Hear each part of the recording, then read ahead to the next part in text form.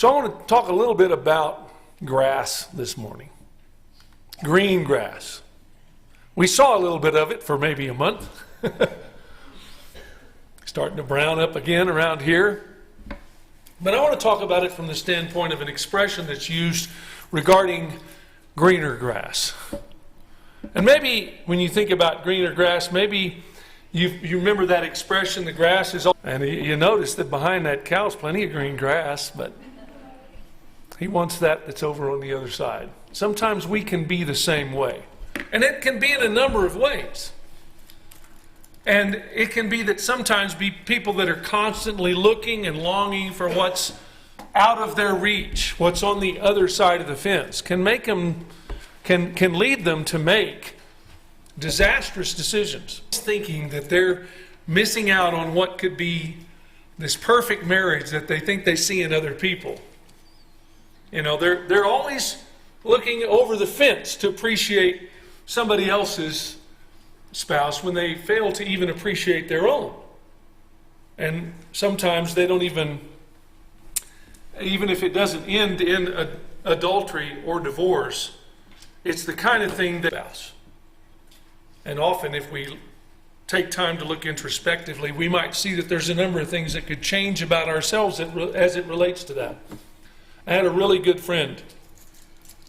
He was actually himself a preacher, and he was someone who encouraged me to preach, and in many ways. And he had some difficulties in his marriage. And the two of them ended up marrying. And I got a chance to talk to him at one point, and I said, "So, are you glad for the decision you made?" And he made this statement. He said, "You know what I figured out is that even if the grass is greener on the other side, you still got to mow it."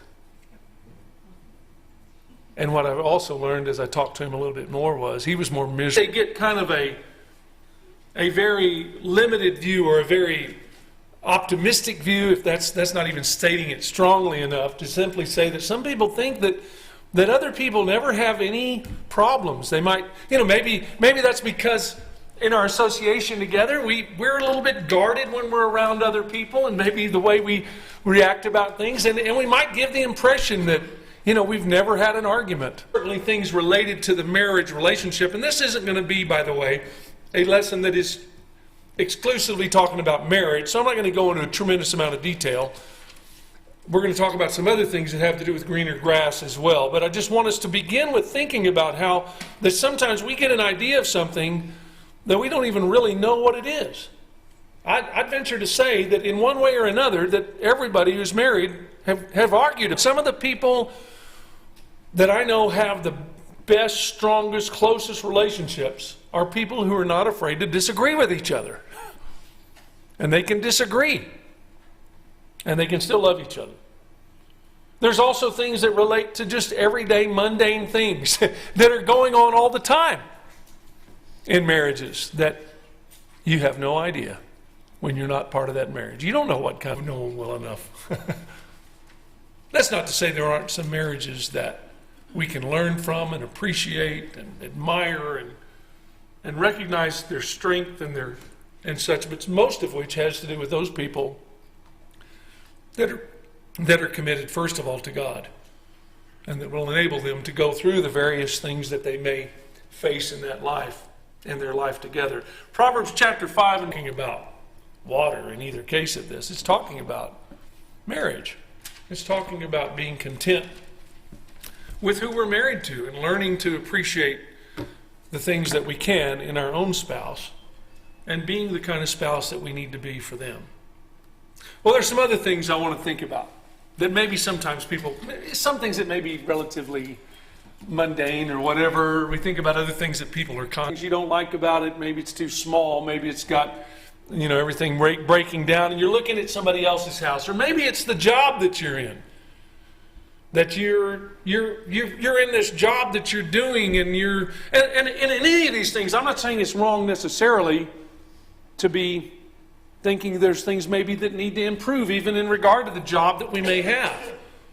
But there's also things that relate to the fact that sometimes we need to have really good health, and maybe we've got certain health problems or certain things that we're dealing with. We think about our own fitness and what we can do and what we can't do. We might wish we were a different age. Other than young teenage girls, I don't know too many people who wish they were older.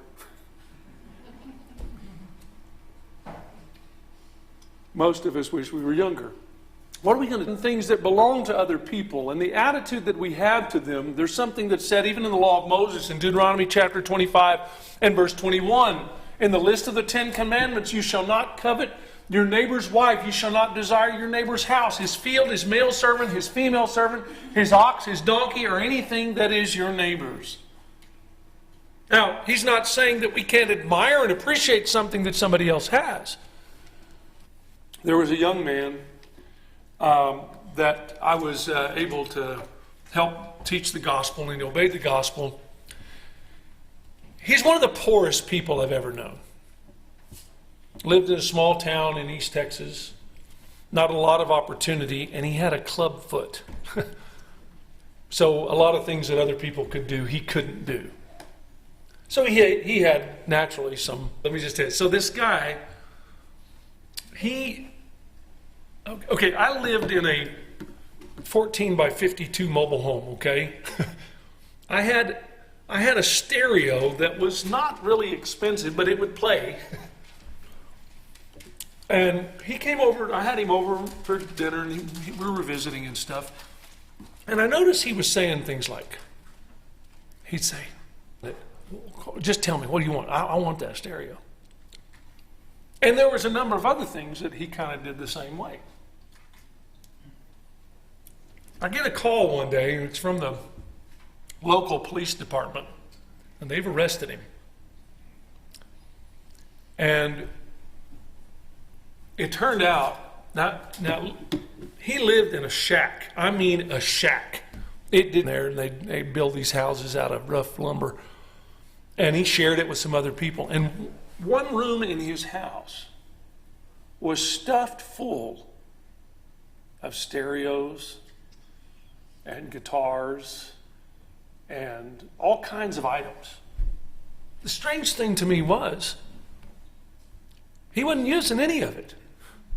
It was just in this room. He's just possessing it. And it began with that thing that I was seeing early on in him, that he was wanting to have things that other people had, and he let that become his God. In Colossians chapter 3 and verse 5, when he's talking about the change of those who become Christians, he says, therefore put to death your members which are on the earth, fornication. Read it, it jumped out at you. Why is he calling covetousness, this desire to have what other people have, why is he calling that idolatry? And what we see is that it becomes something that becomes why we live and why we do things. There's a difference between what we do to live, this property, and I want this house, and I want this car, and I want this activity or whatever it might be, so much so that it takes priority over everything else in our life. It's what gives us joy. It's what makes us happy. And so when we think about that in relation to possession of things, it may be something that all of us, at least to some degree, have experienced. Sears Roebuck catalog, Man, for Christmas, this is what I want. Or for my birthday. If I just had this thing, it's going to make me so fulfilled and so happy.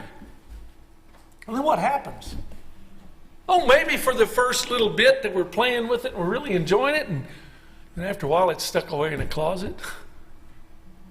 Maybe we're giving up our relationships with others and our relationship with God because of our focus on these attainment of things. My brother-in-law called it more-itis. Just want more. And of course, there's something addressed in that in 1 Timothy chapter 6 and verse 6. And I told Shell, it's true But we sometimes can live as if the exact opposite is true. That's it. It's like the expression, you may have heard the expression, the one with the most toys wins. And that's not talking about kids. But it is, and I think the person that expressed that recognized it and was speaking facetiously, saying, that's really not true, but we can almost think that it... And into many foolish and harmful lusts which drown men in destruction and perdition. Now these are things that are not only written as an indictment, but as a warning. These are things that can get us when that becomes our focus. They're the things that can cause us, that can be used against us. A snare is like, when he says it's a snare, it's like the bait that's in the trap. Verse 10 says, for the love of money is a root of all kinds of evil, from which some have strayed from the faith in their greediness and pierced themselves through with many sorrows. There are people that may seem apparently to have that is their focus and all they do, and they don't even demonstrate anything otherwise. There are some things like my friend, who though he had them, inordinate. There's one other area I want to address, and that is, and I'm going to word it this way, there's a hazard of, as we say, growing up in the church. What I mean is raised by Christians. And that is that sometimes we start looking at that greener grass and thinking where we think we wanted to be or what we might have missed out on. And I remember here just missing out on what the world has. And it might even say, if I wasn't a Christian, boy, I'd really like to do this. I'd be doing that. And some of them did. In Romans chapter 6 and verse 20, it says, when you were slaves of sin, you were free in regard of righteousness. What fruit did you have then in the things of which you're now ashamed? For the end of those things is death. This is kind of because of what you hear in maybe some of your friends and other people and things they're doing. Listen to what the wisdom of God when He's telling us these things that what's the real fruit? What's the real accomplishment? Not the pleasure, the momentary pleasure or the momentary excitement that is there. What's the thing that's coming from it? And what you really find is it's things that have to do with... It's like the devil is getting people to do things that are harmful to them with the end result that they're going to spend eternity in hell apart from God. He's a pretty good salesman. But it's a deception. You're really missing nothing. The pain that comes from that choice of following the way the devil wants us to live, the emptiness by immoral living, the guilt that is there, that though people find ways to try to drown it away, I'm going to just drink alcohol or take drugs to get away from this guilt that I'm feeling, or any number of the things that might take us down a road we really don't want to go. I don't know who to credit this for, but I heard his son. You can read about it in Luke chapter 15. You know what happens. He reaches a point, he says he wants his share of the inheritance, and he's going to go and he, in fact, wastes all his living, which is what the word prodigal means, is wasteful. And he wasted on riotous living, and he thought that the grass was greener to get away from his father. But then he finds himself, and he comes to realize that it would be better for him to be a servant in his father's house than to be out here free from his father and living like he was.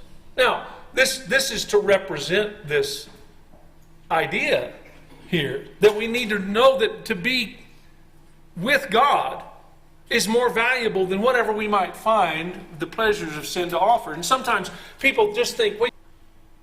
And in fact, even had one that said that specifically.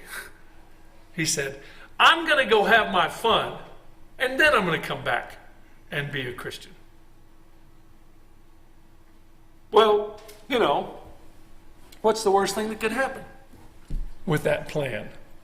The worst thing is not that you lose your health. This plan, I'm just going to go live for the devil, And then when I'm not good for anything else, then I'll come back and serve God. You know, you might die before you come back. You might see that Jesus has his return before you come back. I just want you to think about that for a minute. You think about, you know, you're not right with God. Can you imagine? Do you think there'll be anybody on the day that Christ returns that had that in mind but never got around to it? Can you imagine being in that position? Oh, I was gonna get my life right. And the day comes when every eye shall see him and realize there's another danger in that, and that is that when people develop an appetite for worldliness, sometimes they don't want to come back. They just develop this love of the world and this appetite for that kind of living, and that's where they want to be. And I'm not, whether somebody intentionally says, well, I'm going to go do this, then I'm going to come back and serve God, their whole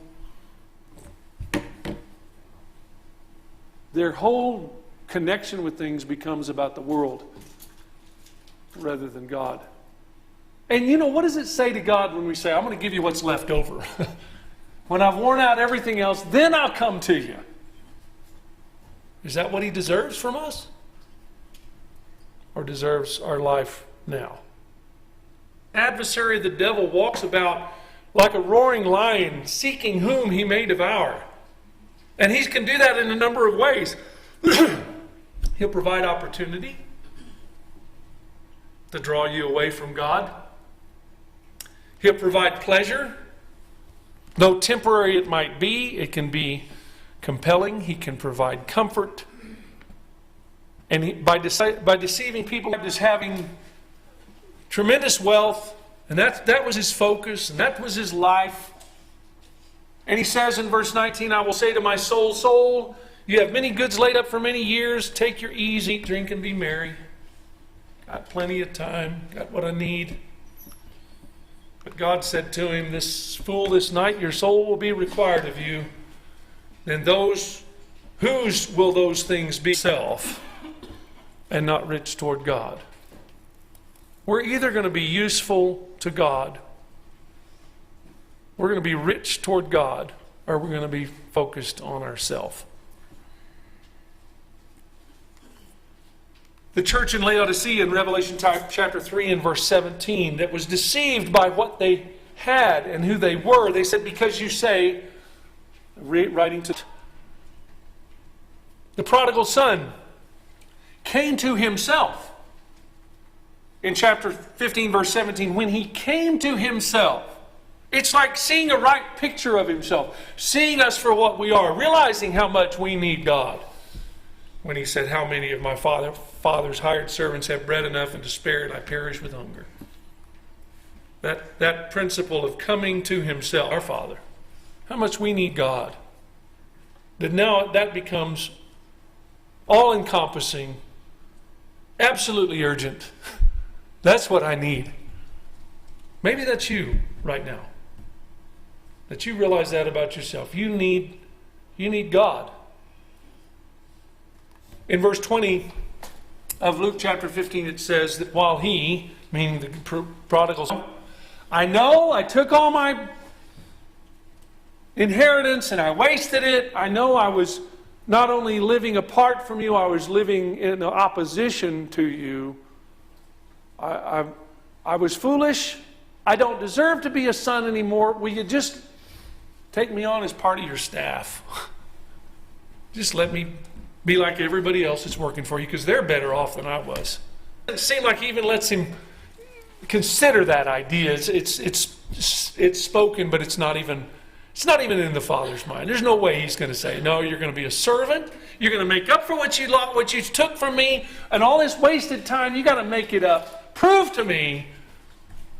No, he recognizes what a blessing it is. So what is really the greenest grass that's out there? The greenest grass is in heaven. The greenest grass is being right with God. It gives us an armor that we can have throughout wherever we might be. Remember in the whole armor of God, the breastplate that's protecting the vitals is the breastplate of righteousness, of being right with God. The greenest grass is being forgiven. Rather than being hopeless, rather than being empty, rather than being apart from God. It's having hope. But that is only found in Christ. So if you're not in Christ, having never obeyed the gospel, having done so and wandered away, if there's any way we can help you in restoring your life to God through Christ,